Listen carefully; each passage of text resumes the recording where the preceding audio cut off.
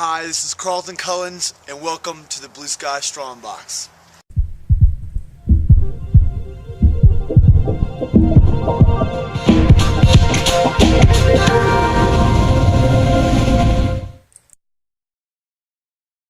Hey, this is Carlton Cullins with the Blue Sky Strongbox here in Austin, Texas. What I want to talk about this week is what I call the workout, also known as the travel workout. It's an abbreviated workout, and sometimes I even call it the no excuses workout. This is the workout that you do when you're not in a perfect situation, when you're not at a gym or with your trainer or at home, wherever it is that you normally work out. This is the one that's away from that, the one that's a little bit more challenging, you're busier. This is the one you take with you when you're on the road, when you're maybe going to a conference or you're out of town, you've taken a plane or train, automobile somewhere, you're in a hotel. Maybe the hotel doesn't have a workout facility. Maybe you don't have, it's cold outside, you don't have that option either, so you're stuck in your hotel room for a little bit in the morning.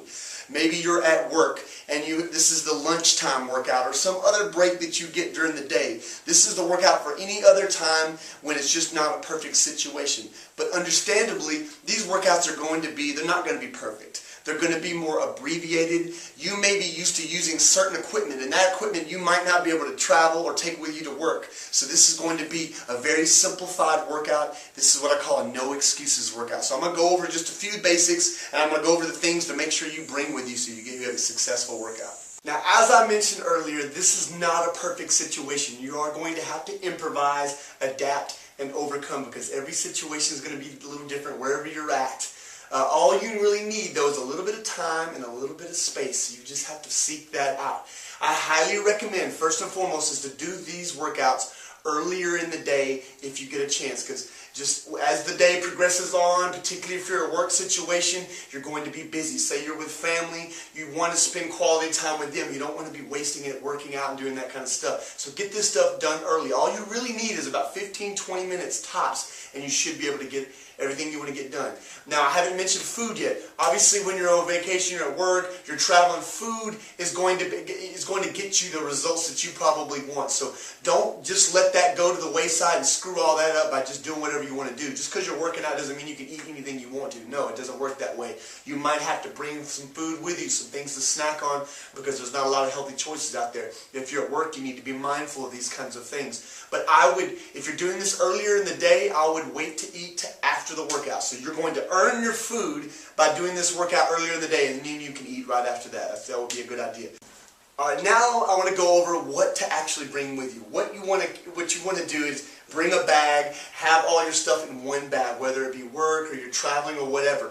I'm going to have a lot of stuff in my bag. Some of the stuff is optional, but you want to just make sure that you have everything in your bag that you need when you're going to do these workouts. Another important thing to consider is whether or not you're going to be able to clean up or take a shower afterwards. If you're a person who sweats a lot, you may need to wash and take a shower afterwards. If you don't have showers at your work or traveling, you're not going to be able to get to that, you need to make appropriations for that. You need to figure out what you're going to do.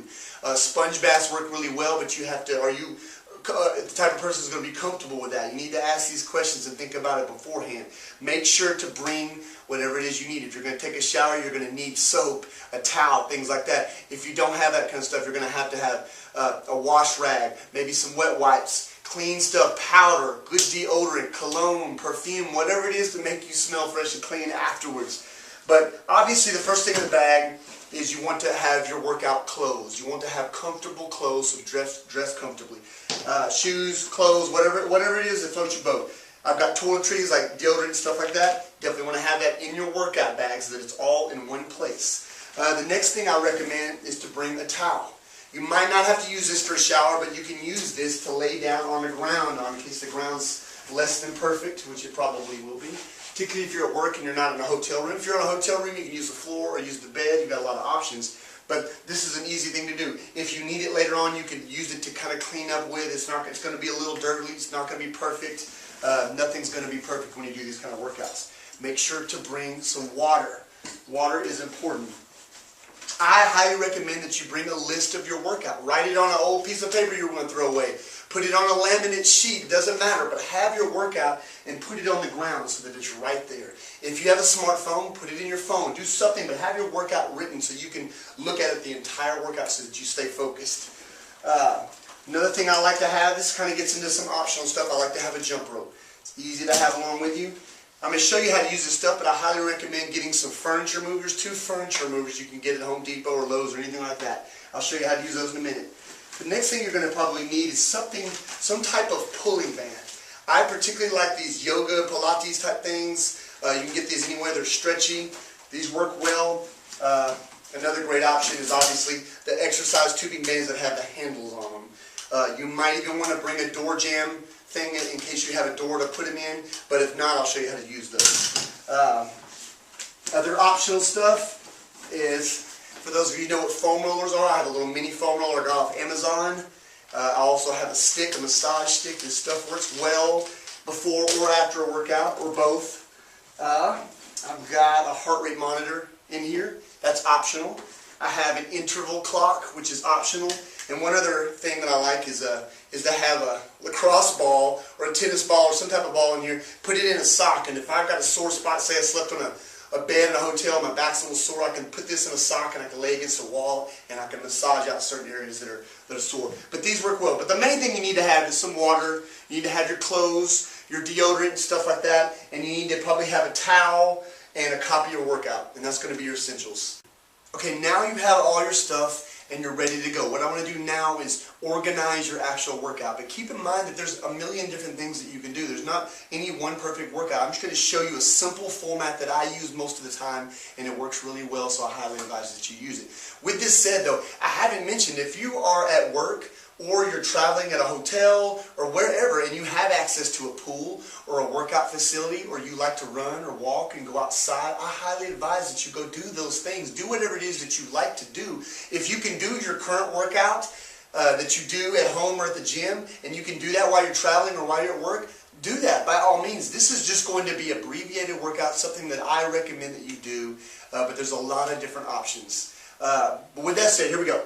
I'm going to break this workout into basically 4 with an optional 5 components. The first one's going to be, for every person, your workout's going to consist of 1 leg exercise, 1 core exercise, 1 pushing exercise, 1 pulling exercise. And then there's going to be an optional interval, which is nothing more than like a little 30-second or minute cardio type loop to throw in at the end of it. And then you would start at the beginning and do the leg exercise, the core, the push, the pull. And then if you've got the optional interval in there, you can do that and start over again and do 2, 3, 4, or 5 sets of this, whatever you feel like doing. How many reps you do doesn't really matter. It's all about the quality. Right now, if you're doing a travel workout, anything's going to work well to just keep you consistent. I would try to shoot from anywhere from 6 to 15 reps on most of this stuff, and anywhere in there you're going to be good. But try to challenge yourself, but keep your quality really, really well. With that said, the interval is optional because you might not have the energy to do the interval, but also you may be a sedentary person. You may be quite a bit overweight. If you've got to carry a lot of weight, I'm talking 30, 40 pounds or more, and you really haven't been active in 6 months or a year or 5 years or 10 years, and you're just starting an exercise program, you probably don't want to necessarily throw the interval in. And the intervals that I'm going to show you today are predominantly going to be hopping and jumping around stuff like jumping jacks. If you're carrying a lot of extra weight, you don't probably want to do that unless you've already gotten accustomed to doing that, because it could hurt you. You probably need to get a little bit more weight off and get a little bit more active so that your tendons and ligaments can absorb that kind of a shock. Because just little jumps around can hurt some people. I don't want anybody to get hurt. These workouts are supposed to keep you energized and not take you out of the game. So with that said, we're going to get back to the components. A leg exercise, a core exercise, a push, a pull, and an interval. So the leg exercises, if you're a beginner, I want you to you're just going to do a basic squat. Make sure you know how to do a good, perfect squat, and that's what you're going to do. If that one is too easy, you want to check it up a little bit, do just what we call split squats, where the legs stay stationary and you're just going up like that. Obviously, if you do one side, you need to do the other. You've also got the option to do lunges. You've got forward lunges, you've got backwards lunges. Choose either one. They're both great. Just be careful with them. Also, if you want to add in, if you're really advanced, you can do some jumping lunges. Jumping lunges work well, and if you're really advanced, you can do single leg squat. It wasn't a pretty squat, but single leg squats are an advanced option too. Pick one of those that's going to be your leg exercise. The next exercise is going to be a core exercise. If you're a beginner, just do a basic plank. You need to make sure to learn how to do a good plank. But do that anywhere from 10 seconds all the way up to a minute. Do a good plank. If If you want to do something else, I really like jackknife sit-ups, but I like to sit up really tall and straight back to the top. Jackknives are great. I also like the first move of the Turkish get-up, this move right here. Obviously, if you do one side, you got to do the other. Pick one of those exercises, and that's going to be your core exercise. Push. The next exercise is going to be a pushing exercise. You can do, if you've got a hotel bed, or you're at work, you've got a bench or something like that, you could do an elevated push-up. Just make sure that your pelvis stays level and all that kind of good stuff. Do a good quality push-up. If you can do that, do that. The next option would be a little bit more advanced, would be a knee push-up. Knee push-up. If that's too easy, go to a regular toe push-up. If that's too easy, you can go down and do Hindu push-ups. Any of those will work. You could do a single arm push-up. Any of those will work. Pick one of those that's going to be your push exercise. The next exercise is the pulling exercise. This is where it helps to have a little equipment handy. And I would take this one tubing band, I would put it around the middle of your foot, extend your legs completely straight, sit up completely tall, tighten your abs in, and pull back. Pull your shoulder blades going back. You could also do the same thing standing up, but you've got to make sure to keep your back straight and bring your elbows up and shoulder blades together. If you've got the handle bands, you can wrap these around something safely that's not going to cut the tubing band and that you're not going to pull and break, but you can do these. You can row this way. I also like, if you've got this option, you might as well throw in a squat to a pull. That's a great option. If you don't have any of those options and you wanted a little bit more of an advanced option, say you've got a long towel and you're outside somewhere and you've got a tree limb that you can get to, that's one kind of low enough that you could throw the towel around, you can do, it's pretty advanced, but you could do towel pull-ups. Or you could hang this around a railing or somewhere safe. If you can't do those, your towel's long enough, you could extend it down and do assisted pull-ups, where you have your legs on the ground. My upper body's still doing the work, I'm just getting a little bit of help from my legs. That's another great option. It's a good reason to bring a long towel. The last thing, the optional thing, is the interval. It's like a little cardio interval. I personally like to do hops. I think they're really, really simple. Just hopping back and forth 30 times in 30 seconds. Simple, short, and sweet. If you're outside, you could do a little sprint. You could walk really fast. You could do a lap in the pool. If you're at a pool, you've got lots of different options. Obviously, the jumping jack, named after Jack LaLanne, the godfather of fitness. Jumping jacks are a great exercise. My personal favorite would probably be burpees or a jump rope. Jump rope's easy. You can take a jump rope pretty much anywhere. Just make sure you got enough room behind you, to the sides of you, and up top of you. But just a simple jump rope.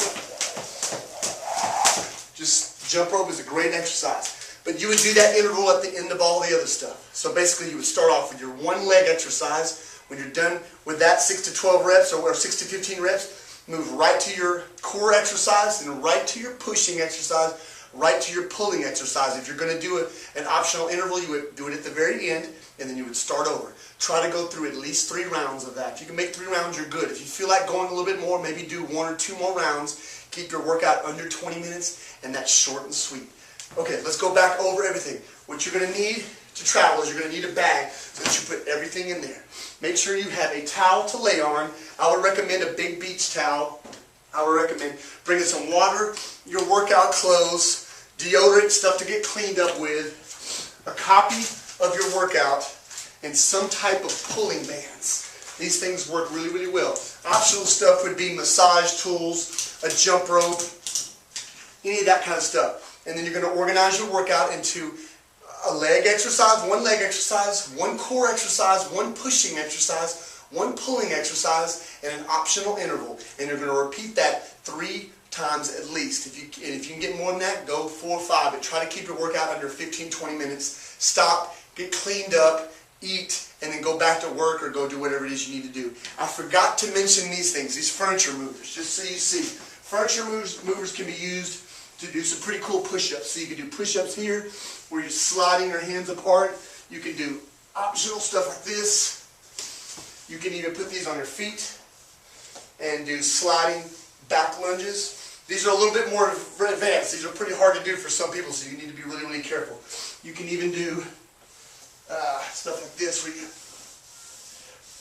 that was pretty ugly, but you get the point. These are good cheap sliders. They don't take up much room, and you can throw them in your bag. But make sure you have a workout bag. Make sure you have a plan and do your workouts. Consistency is the most important. That's the whole reason for doing this video. Sorry the video is so long. I just want to get a lot of information out there to you. This is the workout for traveling or while you're at work, and this is the Travel No Excuses Manifesto. Thank you and have a good day.